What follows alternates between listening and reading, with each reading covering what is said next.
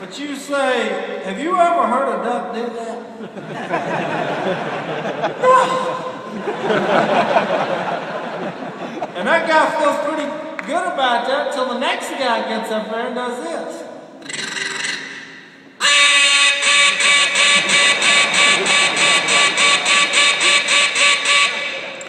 This goes on all day long until people pass out or they crown a champion.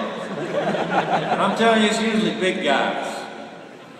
And the bigger the silo, the more notes he carries. So that was the way to get into the duck call business. You win the world championship, you get the notoriety from it, you sell your duck calls. My dad said, you know what? Ducks don't do that. The people I'm trying to impress are people who are trying to get ducks on their grill. So,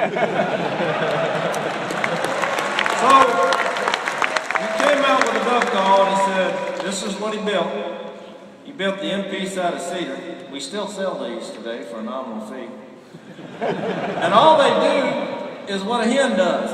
A mallard hen does three things. She does a feed call. She'll quack.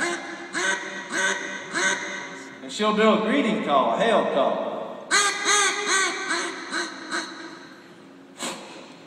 So what is that? When ducks hear that, they lock their wings. Because they think, I just heard a duck. They look around and they see painted pieces of plastic that they think are wild ducks since they heard the sound. You see how this is working? This is called duck hunting. Now, you say, why do you have all the different types of duck calls? Well, you got different species of ducks. Now, we're here in South Carolina. So, you say, what is the secret to killing mallards, lots of mallard ducks in South Carolina? It's real simple. You need to go west, hundreds of miles. Some of y'all don't even know why that's funny. There's no mallards around here much. I did a show not too long ago in South Carolina, and these boys stepped up to everybody. I'm like, how's the duck season going? You know, how's the duck season? Everybody's like, boy, we're killing a lot of wood ducks, killing a lot of wood ducks, you know. And this dude come up and he said, well, we got them. I said, you did? He said, yeah, the mallards. I said, well, good grief. Everybody I've heard up here, there's no mallards around. He's like, ha! He said, they should have been with me. He started digging in his pocket, and I was like, this guy got some pictures. Pulled out a picture, I looked at that thing, he said, there they are. Hen and a drake. That's it? Yep, got both of them. We've been after them for 4 years. Finally got it. Dang. So I'm going to blow this wood duck call for you. And look, most people that buy a wood duck call, they don't understand this. When you hear wood ducks in the wild, they're doing this. That's a flying wood duck. You say, what do you mean? Wood ducks only do that when they're flying. Now I want you to stay with me on this and I'm going to help you, all right? People will go get wood duck decoys and they'll put them out and they'll get hid. They'll shake the water because they realize wood ducks are more looking than they are listening. They're doing everything right. They hear wood ducks coming. So they pick up their call and they go. Now I want you to think about this for a second. We've encountered a problem. The wood ducks keep flying and you say, boy, you just can't call a wood duck. People say that.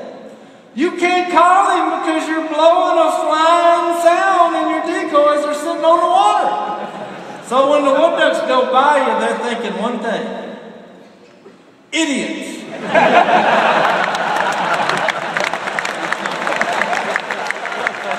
Here's what you do. You call wood ducks. It's one of the top 10 greatest, most fun things you can do on the earth, in my opinion.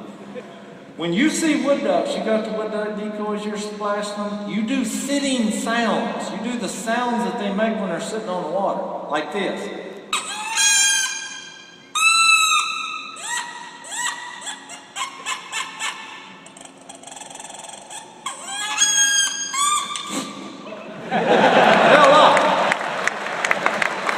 They'll come in the decoys, we'll shoot them, and I'll think, well, they didn't get the memo, they can't be called.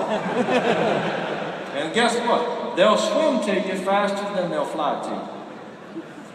And there you find a rule in duck hunting, because a lot of you have never experienced it, so I'm trying to teach you the basics. One of the most fundamental rules in duck hunting that you learn, and I learned at an early age, is that ducks taste exactly the same whether they're shot flying or sitting. No difference. It's legal and encouraged. When there's not a pellet below the neck, everybody's happy. Because when you're trying to eat a grilled duck, the BBs, that's not good. But hey, if you want to, swallow them, maybe your colon will work it out. You match the sounds with what you're after. But look, I'm going to tell you, I'm going to be honest.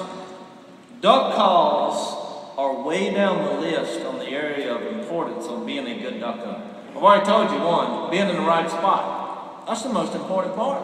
Look, people call our shop on a daily basis, and they say, look, I need a finisher. You say, what does that mean?